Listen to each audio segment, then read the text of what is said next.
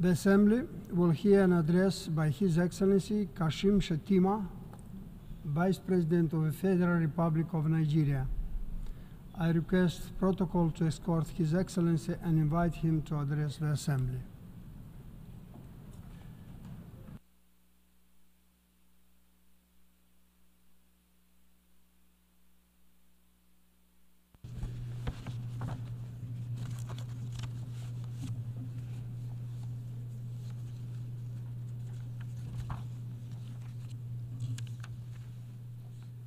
Mr. President, Your Excellencies, heads of delegation, distinguished ladies and gentlemen. Mr. President, as you assume the leadership of this august assembly, our world is confronted by profound moral questions that will require more than the habitual remarks from this elevated podium to resolve. These are questions about the ultimate purpose of our organization, the United Nations itself, and how it can remain relevant and resilient. It is with this sentiment that I convey to you the warm and fraternal greetings of my countrymen and women, and to congratulate you on your assumption of the presidency of this assembly. Let me assure you of the full cooperation of my delegation in discharging your onerous responsibilities during your tenure. In the same vein, I wish to extend my appreciation to your predecessor, His Excellency Dennis Francis, for the many remarkable achievements recorded during his stewardship. It gives me particular pleasure to commend His Excellency Antonio Guterres, the Secretary General of the United Nations, for his commitment to the cause of peace and development and the democratization of the United Nations to reflect the need to correct the historic injustice that has been done to Africa. I am also delighted to note the steadfast support given to the Secretary General by our own sister and compatriot, Amina Mohammed, Deputy Secretary General, while sharing the burden of leadership and responsibility in leading a complex organization like the United Nations. Mr. President, the theme of this year's General Assembly leaves us in no doubt that there is still work to be done to bridge the gap between the aspirations and the realities confronting our world today. It also underscores the need to remind ourselves that the United Nations stands for inclusiveness, anchored on the tripod of peace, sustainable development, and human rights. Today, these pillars of our organization are threatened. They risk being broken by the relentless pursuit of individual national priorities rather than the collective needs of the nations that are assembled here today.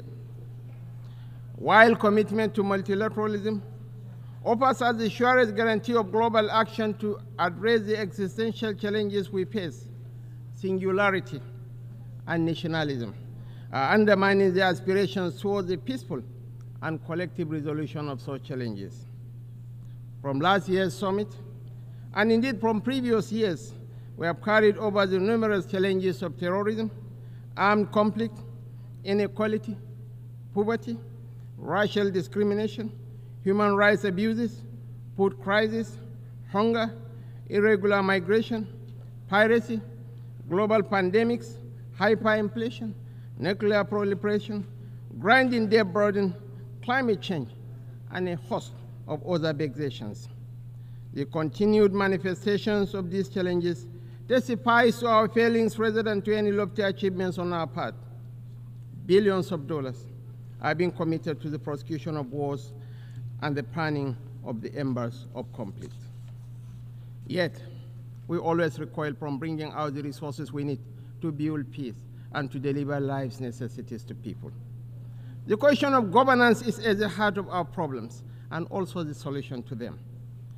We recognize this in Nigeria when on 12th June this year, we celebrated a quarter of a century of unbroken democratic rule.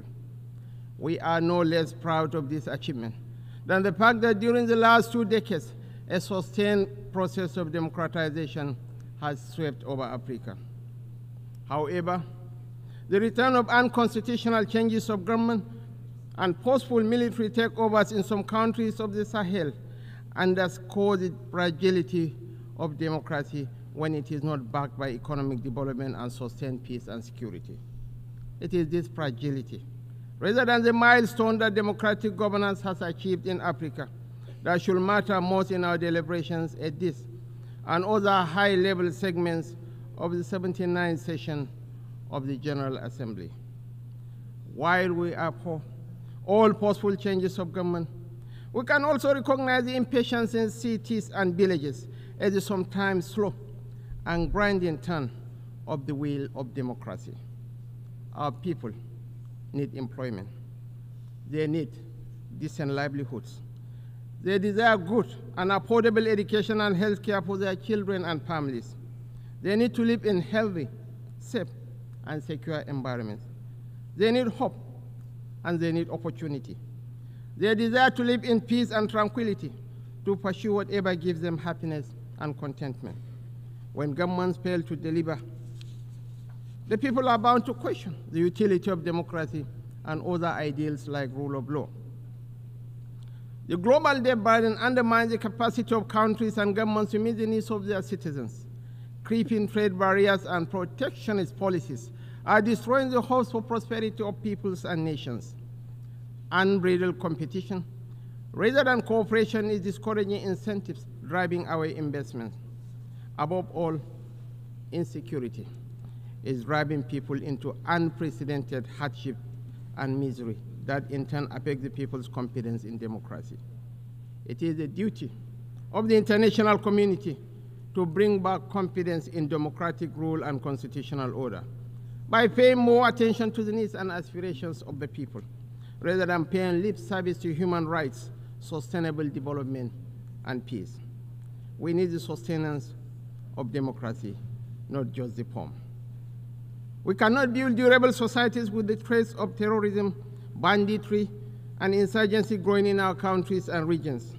Indeed, violent extremism remains an existential threat to both national and international peace, security, and development.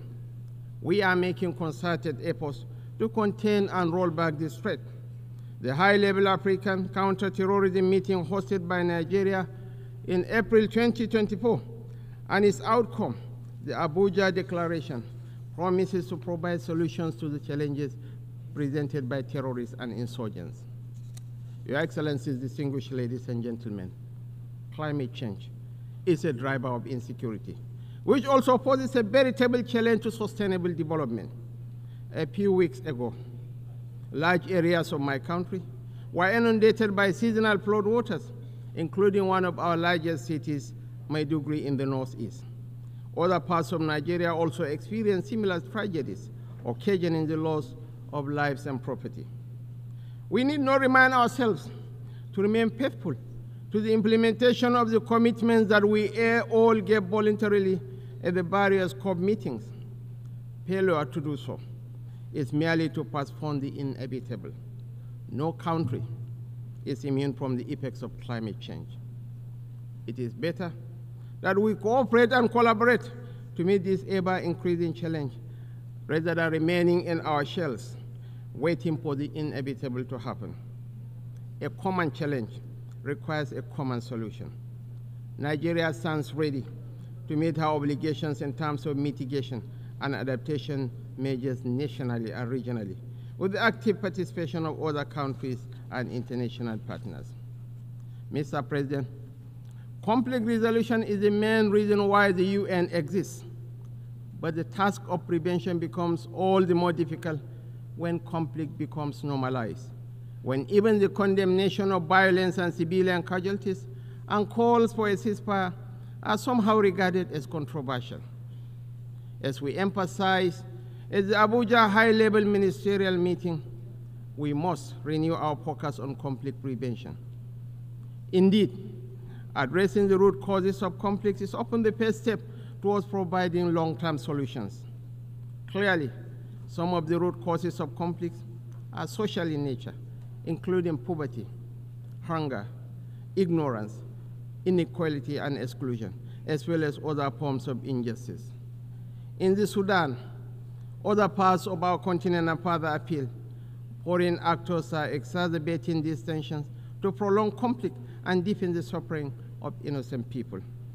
Today, we are all witnesses to the heart-wrenching situation in Gaza and other Palestinian territories. We cannot discuss war and peace, conflicts and resolution, or humanitarian imperatives today without reflecting on the Israeli-Palestinian conflict that has been raging since 7th August last year. Of course, the conflict predates this period and has been simmering for a better part of half a century. What it tells us is that the international community has failed to live up to the spirit and aspirations of the United Nations to rid the world of inequality, violence, and domination of one people by another. Justice is antithetical to revenge. Freedom is an inalienable right and a natural entitlement that cannot be denied to any people. The Palestinian people deserve their independence. They deserve to have a home of their own in territories already recognized by this very assembly and by international law, which is being routinely ignored. Nigeria continues to urge efforts to bring back on track the two-state solution that offers the prospect for a new beginning for the region. Nigeria reaffirms to supporting United Nations peacekeeping operations. We recognize the need for Africa to build strong and professional armies to meet the multiple challenges we face. Consequently, we reiterate the call for international support to operationalize the African standby force, in addition to the provision of requisite support and resources to ensure the upgrade, take-up, and effectiveness of a center of excellence on issues of counterterrorism in Africa. Mr. President, reform of the Security Council is critical if the UN is to strengthen its relevance and credibility in our rapidly changing world. Some permanent members of the United Nations Security Council have offered encouraging, if tentative, indications of support on the issue of reform of the Council. We welcome the change in tone and urge an acceleration in momentum to the process. The Security Council should be expanded in the permanent and non-permanent member categories to reflect the diversity and plurality of the world.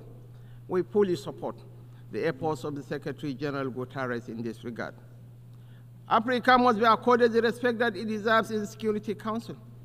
Our continent deserves a place in the permanent members category of the Security Council with the same rights and responsibilities as other permanent members. Mr. President, your assumption of the stewardship of the General Assembly presupposes that you will be seized with the progress of the implementation of the UN's Sustainable Development Goals. We note that most developing countries are significantly lagging behind in the achievement of these goals, largely due to a lack of resources available to finance their implementation and the burden of unsustainable external debt. It is our expectation that the adoption of the Pact of the Future for the future will change the narrative, reposition economies, and translate into concrete measures that provide solutions to the challenges faced by developing and least developed countries. This is particularly significant in our region and the Sahel, where human development indices are low and depressing. It is for this reason that we reiterate the call by countries, especially of the Global South, for reform of the international financial architecture and promotion of a rules-based, non-discriminatory, open, fair, inclusive, equitable, and transparent multilateral trading system. We are aware of the debilitating impacts of corruption on global prosperity and national progress. Process of corruption and illicit financial flows constitute a huge chunk of resources needed for sustainable development. The recovery and return of such funds to states of origin is a fundamental principle of the United Nations Convention Against Corruption. Therefore, the international community must promote practical measures to strengthen international cooperation to recover and return stolen assets and to eradicate safe havens that facilitate illicit flows of funds from developing countries to the developed economies. There is also the urgent need to promote fair and inclusive tax regimes in the world. Nigeria helped introduce the Resolution on Promotion of Inclusive and Effective International Tax Cooperation at the UN. We acknowledge the progress made in the adoption of the terms of reference of the UN Framework Convention on Tax Cooperation. We should deepen this initiative and work towards a UN Framework Convention on Tax Cooperation. Similarly, we must ensure that any reform of the international financial system includes comprehensive debt relief measures to enable sustainable financing for development. Countries of the Global South cannot make meaningful economic progress without special concessions and a review of their current debt burden.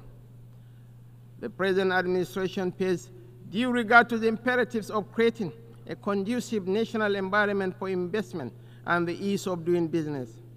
Last year, President Bola Ahmed Tinubu signed 4 executive orders to curb double taxation. The government also established the Presidential Task Force on review of fiscal policy and tax reform.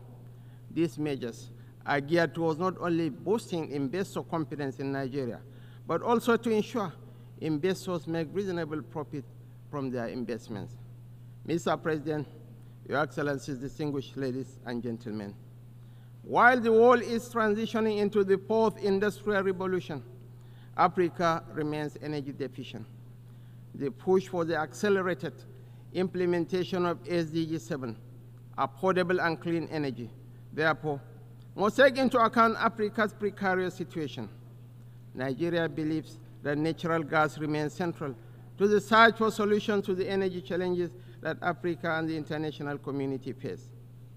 Access to affordable, reliable, cleaner sources of energy is more than an environmental or developmental issue. It is a key factor in social peace and international security. Mr. President, Nigeria remains unwavering in its commitment to SDG 13, climate action, including the net zero ambition and transition from fossil fuel energy to clean energy. As a demonstration of this commitment, the government established the Presidential Committee on Climate Action and Green Economy Solutions and appointed a special presidential envoy on climate action. We will redouble our efforts to address the challenges posed by climate change, including the urgent need to transition from fossil fuel energy.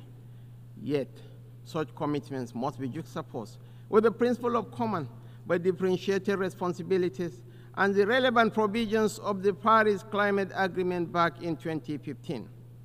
The Paris Agreement provided for developed countries to take the lead in the quest to achieve net zero and to offer support, including finance, to developing countries for the actualization of the climate change goal. Worthy of note is the loss and damage funding for vulnerable countries secured at COP27 in Egypt and expanded in COP28 in the United Arab Emirates. It is our expectation that this year's 79th session of the UN General Assembly and the upcoming COP29 in Azerbaijan this November will go a step further by providing developing countries, especially African countries, with access to the loss and damage funds, including the $100 billion pledged by developed countries to mitigate the negative impacts of climate change. Mr. President, in this age of digital innovation, we must address the emerging divide between the global South and the global North, which, with the evolution of artificial intelligence, risks becoming wider still. The UN should work towards eliminating barriers to digital economy in Africa, such as high cost of internet services and intellectual property rights. More so, there is a need to work towards common global standards to regulate cryptocurrency trading platforms. This is the most effective way to provide confidence in these markets and limit the potential for instability. Our own experience in Nigeria, as in other countries, shows that new technologies, when not properly regulated, can facilitate organized crime, violent extremism, and human trafficking.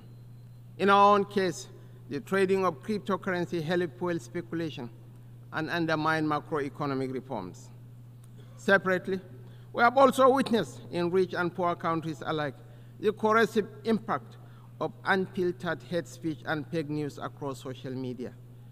There is much more that we could and should do together to strengthen those guardrails that will help release the most progressive elements of the new technologies shaping our world and curb those more destructive tendencies.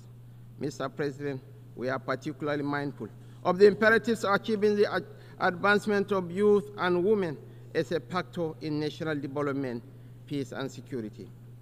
Nigeria has developed its own national action plan on women and security, as well as a national action plan on youth, peace, and security to ensure the participation of both women and youth in the peace and security sector. The Summit of the Future cannot be deemed successful without setting clear, ambitious, and achievable developmental goals to address the various challenges facing our youth.